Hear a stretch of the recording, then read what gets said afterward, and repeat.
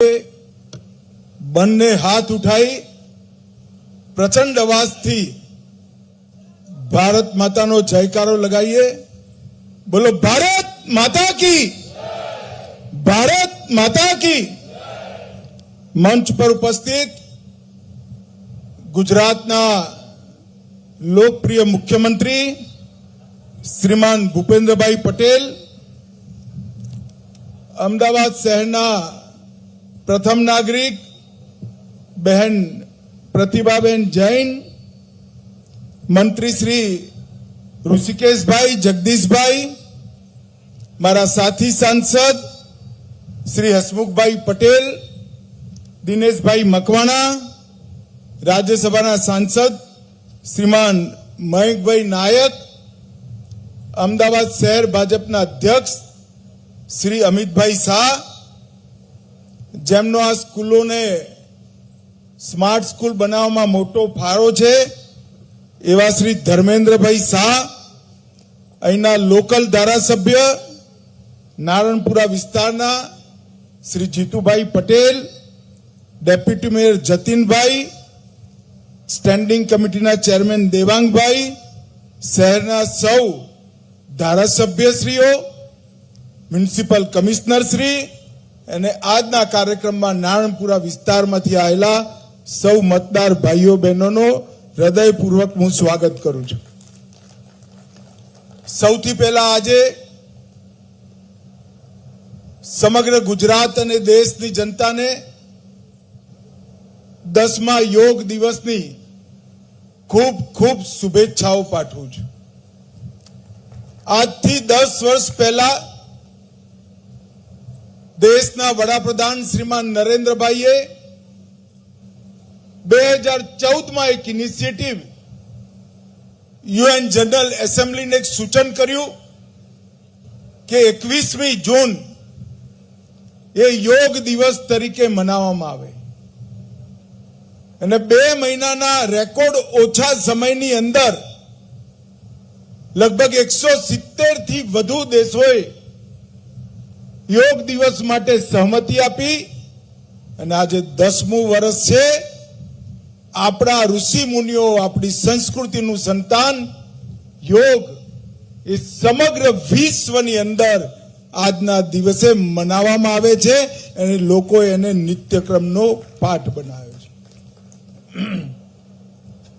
શરીર, મન, આત્મા અને વ્યક્તિથી પરમેષ્ઠી સુધી આ બંને જોડાણને યૌગિક ક્રિયા, ધ્યાન, આસન, પ્રાણાયામ એના માધ્યમથી સિદ્ધ કરવાનો આપણા ઋષિ મુનિઓએ એક સચોટ વૈજ્ઞાનિક રસ્તો નક્કી કરેલો અને મનની અંદર પડેલી અગાધ શક્તિઓના સમુદ્રની અંદર ડૂબકી લગાવવા માટે જે શક્તિ જોઈએ એ શક્તિ યોગના માધ્યમથી જ મળી શકે અને એનો સમગ્ર વિશ્વમાં પ્રચાર અને પ્રસાર કરવાનું કામ આપણા નરેન્દ્રભાઈએ કર્યું। અને આજે 21 જૂન એક એવો દિવસ છે, સૂર્યનારાયણ જ્યાં જ્યાં પૃથ્વી પર જે સમયે પ્રગટ થાય એ સમયે વિશ્વભરના લોકો યોગના રસ્તા પર મન, શરીર અને આત્માની વચ્ચે એકાત્મતા કરવાનું કામ આજે આરંભ કરે છે। કેટલાક લોકો જીવનમાં જેમને આ રસ્તો અપનાવ્યો છે, સાતત્યપૂર્ણ રીતે અપનાવ્યો છે, એ લોકો એની પર વધુ આગળ વધે છે। અનેક લોકો નવા જોડાવાનું કામ થાય છે।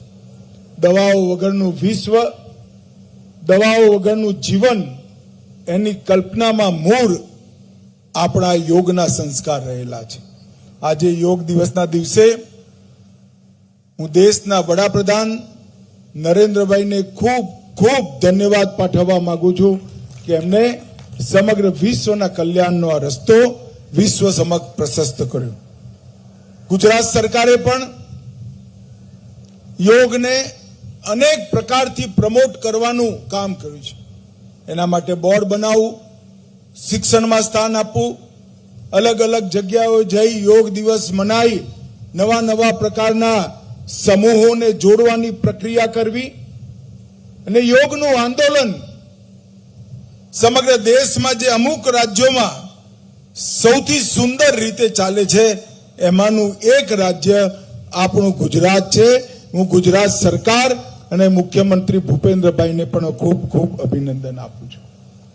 મિત્રો, આજે 2024ની ચૂંટણીઓ પછી પહેલી વાર હું ગુજરાત આવ્યો છું અને મારા માટે સુખદ અનુભવ પણ છે અને સુખદ વાત પણ છે કે ફરીવાર મંત્રી બન્યા પછી, સાંસદ બન્યા પછી મારો પહેલો કાર્યક્રમ સમાજના ગરીબ અને નિમ્ન મધ્યસ્તરના બાળકો માટે આયોજિત થવા જઈ રહ્યો છે.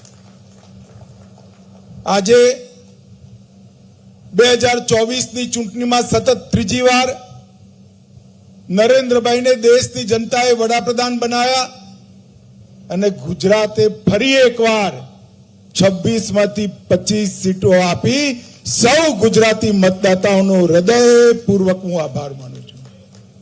ગાંધીનગર મતક્ષેત્રમાં પણ ખૂબ મોટા અંતરથી ભારતીય જનતા પાર્ટીને વિજયી બનાવી કમળ ખીલાવાની પરંપરા ગાંધીનગર મતક્ષેત્રએ ચાલુ રાખી છે. એ મારા માટે અને અમે સૌ ભારતીય જનતા પાર્ટીના કાર્યકર્તાઓ માટે ગૌરવ અને આનંદનો વિષય છે. આ તબક્કે ગાંધીનગર મતક્ષેત્રના સૌ મતદાતાઓનો મારી પાર્ટી પર અને વ્યક્તિગત રૂપ સે ઉમેદવાર તરીકે મારી પર ભરોસો કરવા માટે હું હંમેશા ગાંધીનગરની જનતાનો ઋણી રહીશ અને પૂરા 5 વર્ષ સુધી આગળના ગાંધીનગરના દરેક ક્ષેત્રમાં પ્રગતિ થાય, વિકાસ થાય અને ગાંધીનગર સૌથી વિકસિત સંસદીય મતક્ષેત્ર બને એ માટે હું હંમેશા કટિબદ્ધ રહીશ. ભાઈઓ બહેનો, આજે અમદાવાદ મ્યુનિસિપલ સ્કૂલ બોર્ડ તરફથી પ્રધાનમંત્રી નરેન્દ્ર મોદીજીએ 2020ની જે શિક્ષા નીતિ અમલમાં લાયા એની સ્માર્ટ સ્કૂલની કલ્પનાને ચરિતાર્થ કરવા માટે 36 કરોડ રૂપિયાના ખર્ચે 30 સ્માર્ટ સ્કૂલોનું લોકાર્પણ આજે અહીંયા થયું છે. ગાટલોડિયા વિધાનસભામાં 9 સ્માર્ટ સ્કૂલ, વેજલપુર વિધાનસભામાં 10 સ્માર્ટ સ્કૂલ, નારણપુરામાં 4 અને સાબરમતીમાં 7 સ્માર્ટ સ્કૂલનું આજે લોકાર્પણ થયું છે. આજની 30 સ્માર્ટ સ્કૂલોના લોકાર્પણથી જ 30,000થી વધુ બાળકોને નવી શિક્ષા નીતિનો ફાયદો સીધો મળવાનો છે અને એમના જીવનની અંદર શિક્ષાનો ઉજાસ થશે.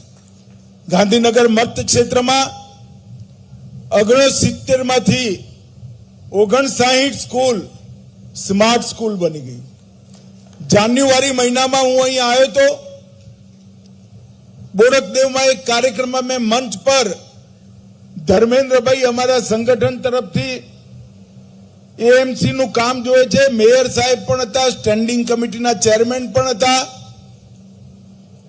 મેં એ વખતે અપીલ કરી હતી મ્યુનિસિપલ કોર્પોરેશનને કે ગાંધીનગર લોકસભા ક્ષેત્રની બધી સ્કૂલો સ્માર્ટ સ્કૂલ થાય અને આજે હું હૃદયપૂર્વક કોર્પોરેશન અને સ્કૂલ બોર્ડનો ધન્યવાદ કરું છું કે લગભગ બધી સ્કૂલો આજે સ્માર્ટ સ્કૂલ બનાવવાનું કામ પૂરું થઈ ગયું છે. જે 10 સ્કૂલો બચી છે એને પણ હું ગાંધીનગર મતક્ષેત્રની જનતાને વિશ્વાસ આપું છું કે ખૂબ જલ્દી 10 સ્કૂલ પણ સ્માર્ટ સ્કૂલમાં કન્વર્ટ થશે. 449 મ્યુનિસિપલ સ્કૂલો અને લગભગ 1,70,000 બાળકો એમના જીવનની અંદર ગુજરાતી, હિન્દી, અંગ્રેજી અને ઉર્દુ માધ્યમમાં પ્રાથમિક શિક્ષણ આપવાનું કામ અમદાવાદ મ્યુનિસિપલ કોર્પોરેશનના સ્કૂલ બોર્ડ કરે છે. મિત્રો, હું હમણાં જ 2 સ્કૂલની વિઝિટ કરીને આવ્યો છું. લગભગ આ 30 સ્કૂલ જે આજે સ્માર્ટ સ્કૂલ થઈ એના વિદ્યાર્થીઓ જોડે સંવાદ પણ કર્યો. અને ખરેખર મને આનંદ થાય કે અમે લોકો જ્યારે ભણતા ત્યાં ત્યારે 9મા 10મામાં જે બાયોલોજી અને ફિઝિક્સનો કોર્સ હતો એ 6ઠા 7માના છોકરાઓએ વિશ્વાસ સાથે કડકડાટ બતાવીને ખરેખર અચંબામાં નાખી દેવાનું કામ કર્યું છે. ખૂબ નીચા સ્તરના, આવકની દૃષ્ટિથી નીચા સ્તરના મધ્યમ વર્ગ અને ગરીબ બાળકોએ આ જે પ્રગતિ એમના જીવનમાં મેં જોઈ છે એ ખરેખર સંતોષજનક છે. ભાઈઓ બહેનો, skill development, vocational training, digital empowerment, આ બધી જ વસ્તુઓને એ સ્માર્ટ સ્કૂલે ડેવલપ કરવા માટેનો કોર્સ કર્યો છે. મેથ્સ અને સાયન્સ લેબો, future classroom, 3D educational chart, 3D painting અને ભારતીય સંસ્કૃતિની બધા પાસાઓનો અભ્યાસ આ સ્માર્ટ સ્કૂલોમાં સમાહિત છે. મને વિશ્વાસ છે કે આવનારા દિવસોની અંદર આ સ્માર્ટ સ્કૂલ આ 10,000 છોકરાઓના, બાળકોના જીવનમાં પથ પ્રદર્શક બનશે. મિત્રો, થોડું વાતાવરણ પણ બગડતું જાય છે, આંધી આવે છે. મારે કોઈ લાંબી વાત નથી કરવી, પરંતુ ફરી એકવાર સૌ મતદાતાઓને હું મનપૂર્વક વિશ્વાસ આપવા માંગુ છું કે તમે મારામાં જે વિશ્વાસ મૂક્યો છે એનો મારી જોડે કોઈ પ્રકારથી હું એનું ઋણ ઉતારી શકું એમ છું નહીં. પરંતુ હું એટલું નિશ્ચિત કહીશ કે 5 વર્ષ પછી ફરી એકવાર જ્યારે ભારતીય જનતા પાર્ટી મત માંગવા આવશે એ વખતે ગાંધીનગર વિસ્તાર સમગ્ર દેશમાં વિકાસની દૃષ્ટિએ નંબર 1 પર હોય એવો મારો જરૂર પ્રયાસ રહેશે. આપ સૌને હું હૃદયપૂર્વક શ્રીમાન નરેન્દ્ર મોદીજી વતીથી, ભારતીય જનતા પાર્ટી વતીથી અને ભારતીય જનતા પાર્ટીના ઉમેદવાર તરીકે મારા વતીથી હું હૃદયપૂર્વક હાથ જોડી ખૂબ ખૂબ ધન્યવાદ પાઠવું છું, આભાર માનું છું. નમસ્કાર. વંદે માતરમ. આપણી